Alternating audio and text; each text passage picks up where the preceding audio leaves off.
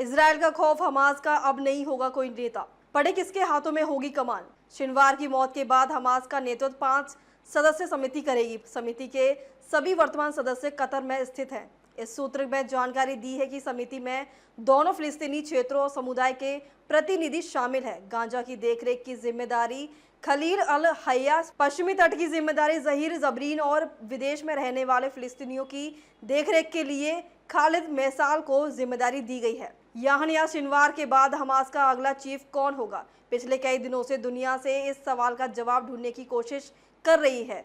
पिछले साल इजराइल में घुसकर 1200 लोगों को मरवाने वाला हमास का मास्टरमाइंड शनिवार की मौत ने संगठन की कमर तोड़ दी है। इसी बीच हमास ने अब यह तय किया है कि संगठन में फिलहाल कोई एक व्यक्ति लीडर नहीं होगा, बल्कि एक समिति गठित की जाएगी जो हमास की गतिविधियों की देखरेख और अगुवाई करेगी। हमास का नेतृत्व 5 सदस्यीय समिति करेगी। समिति के सभी वर्तमान सदस्य कतर में स्थित हैं। एक सूत्र ने जानकारी दी है कि समिति में दोनों फिलिस्तीनी क्षेत्रों और समुदाय के प्रतिनिधि शामिल हैं।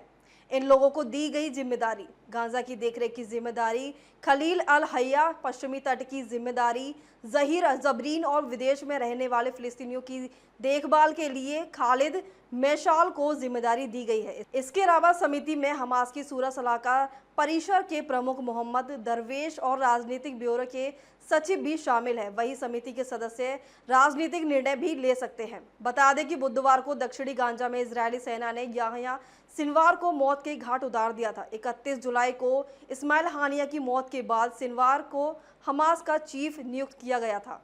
शनिवार की निकाले गए दांत और काटी गई उंगली, जब शनिवार मारा गया तो उसकी तस्वीरें और फोटो दुनिया भर में वायरल हुए और उसकी पोस्टमार्टम रिपोर्ट भी सामने आ गई है। IDF इसके शव को लेकर इजराइल पहुंची थी।